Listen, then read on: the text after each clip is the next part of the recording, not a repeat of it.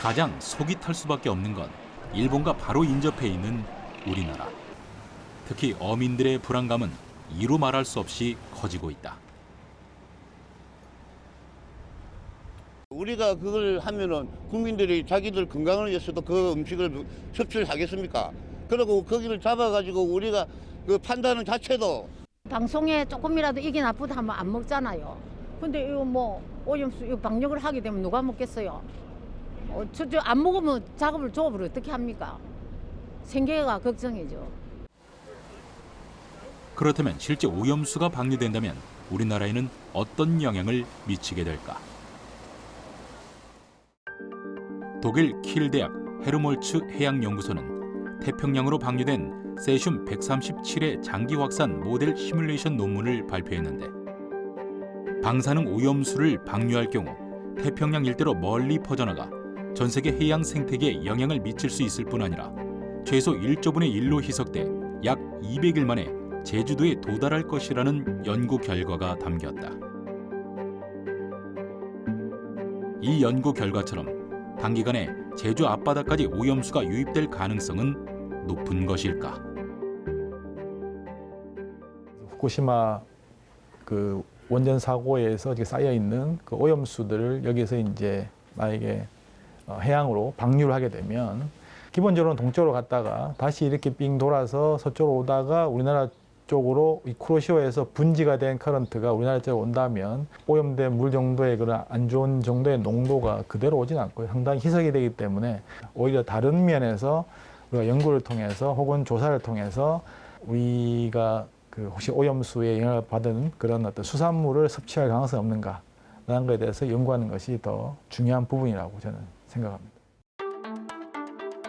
후쿠시마 원전 오염수 방류로 인해 우리나라에 미칠 영향은 단기적으로는 미미할 수 있지만 10년, 20년 후 어떤 상황이 닥쳐올지 아무도 예상할 수 없는 지금, 전문가들은 당면한 문제를 고민해야 할 것이 있다고 말한다. 바로 해양 생태계에 방사능이 축적돼 이를 섭취하는 것, 즉 내부 피폭 가능성에 대한 다양한 연구와 대안이 마련돼야 한다는 것이다. 국내 해양 방사능 농도를 매년 측정해 오고 있는 한국원자력안전기술원. 일본 오염수 방류에 대비해 해양 방사능 측정 주기를 앞당기며 더 철저한 감시 체계를 가동하고 있다. 2020년 한반도 해역의 평균 세슘 농도는 1kg당 1.38mBq. 방사능 농도 검사가 시작된 이후 세슘 농도는 1에서 2mBq를 유지하고 있다. 방류 시점 이전에 저희들이 사전에 그 배경준위 조사를 해야 됩니다. 그 방류 이전의 농도를 저희들이 이제 확인을 하고 있어야지 방류 이후에 농도 변화가 있다 없다 유무를 판단할 수 있습니다. 그래서 지금 현재 32개 지점에서 해수 방사능을 조사를 하고 있는데요. 저희들이 이제 뭐 빈도수나 아니면 필요하면 정점을 좀 추가해서 그 오염수 방류 이후에 우리 국내 해수에서의 방사능 농도 변화를 확인할 수 있는 그런 배경 조사를 좀 더 강화할 계획으로 있습니다.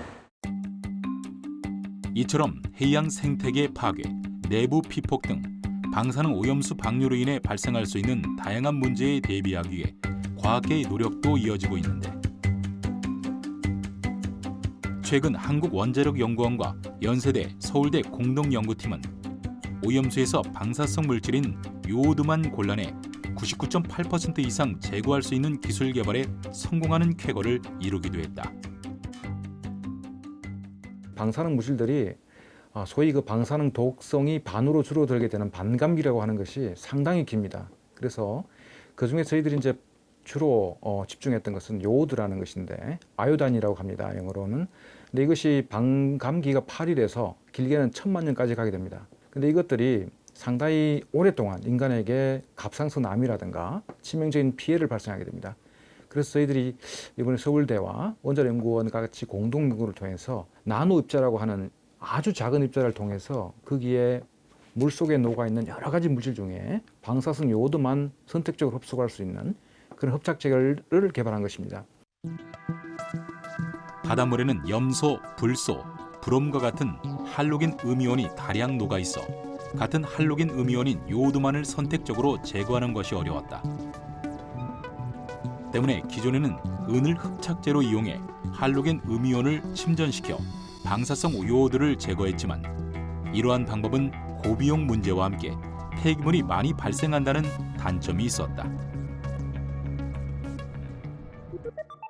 이 가운데 연구팀은 백금이 방사성 요오드와 잘 결합하는 성질을 이용해 자성을 띤 철 나노입자 표면에 백금을 코팅해 흡착제를 만든 것인데 무엇보다 요오드와 반응할 수 있는 면적을 최대화하기 위해 흡착제를 나노 크기로 만든 것이 기술적 포인트라 할 수 있다. 저희들이 고안했던 방법은 나노 파티클, 예를 들어 구슬처럼 되어 있다면 구슬의 표면만 아주 얇게 백금을 코팅하는 방법을 썼고요.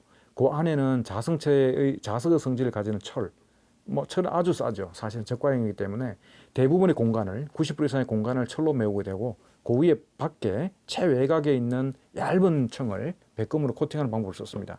그렇게 했더니 아주 백금 양이 적게 들어가고 결국은 합착하는 물질은 백금이기 때문에 백금이 요오드로 합착하게 되고 안에는 저가의 물질을 집어넣게 돼서 결과적으로 아주 값싼 물질을 만들 수가 있었습니다.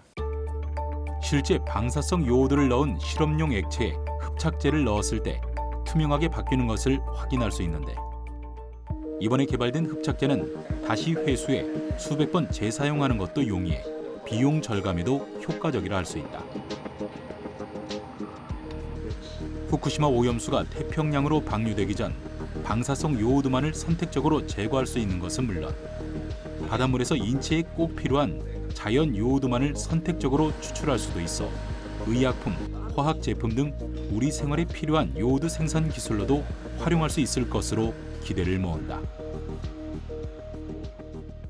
다양하게 산업 제품 중에 화장품이라든가 여러 가지 의약품 등에 요오드가 필요한 부분이 있어요. 그래서 요오드를 사실은 바닷물에서 요오드를 흡착을 해서 선택적으로 만들 수 있는 그런 보수적인 결과도 얻을 수가 있고요.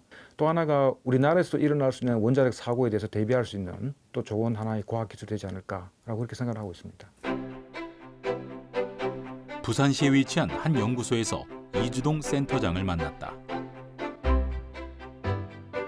대학 시절 화학공학을 전공한 뒤 20년이 넘는 시간 가스 하이드레이트를 집중적으로 연구해온 그는 국내에서 가스 하이드레이트 기술 실용화에 가장 앞장선 연구원으로 평가받고 있다. 아직 우리에겐 생소한 단어인 가스 하이드레이트는 주로 저온 고압의 심해에서 천연가스와 물이 결합해 형성된 얼음 결정체다.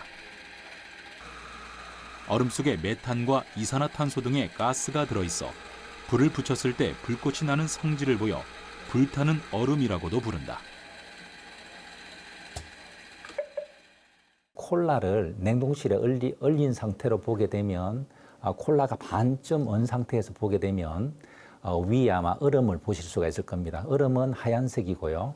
콜라 아래쪽에 그 콜라 색깔은 원래 색깔보다 훨씬 더 진해진 것을 아마 충분히 목격하실 수가 있을 겁니다. 이와 같이 물에 포함된 대부분의 오염수들은 얼음이 얼든지 하이드레이트 결정체가 어는 과정에서 자연스럽게 물속에 포함된 오염물이 배제되는 원리를 이용해서 여러 가지 수처리를 할 수 있는 그런 장점이 있습니다. 가스 하이드레이트는 21세기 대체 에너지로 자원과 환경문제 해법의 실마리를 풀 대안으로 주목받기 시작했는데 이주동 센터장은 실험실이나 현장에서 특정 성분의 가스를 함유한 하이드레이트를 대량으로 제조해 해수 담수화 또는 방사능 오염수 제거에 활용하는 연구에 매진해왔고 그 결과 지난 2019년 세계 최초로 가스 하이드레이트의 형성, 분리 원리를 오염수에 응용해 방사성 물질을 비롯한 오염원을 걸러낼 수 있는 제염 기술을 개발하는 데 성공할 수 있었다. 일본에서 사용하는 다핵종 제거 설비의 처리수 방식은 2차 폐기물 발생을 비롯해 핵종마다 공정을 달리해야 한다는 문제가 있었는데 이러한 문제점을 보완한 기술인 것이다.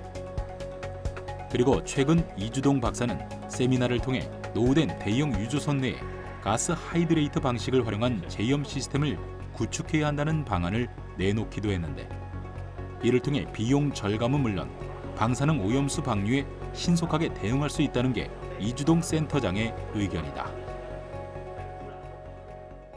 일반적으로 원전에서 발생되는 방사능 오염수는 다액종 제거 설비로 처리가 되고 있습니다. 저희들이 제안하는 가스 하이드리트 즉 얼음 필터 방식은 여러 가지 이온들을 동시에 처리 가능하고요. 그리고 2차 폐기물 발생이 거의 생기지 않는 방법이라서 이러한 세미나를 진행을 하게 되었고요.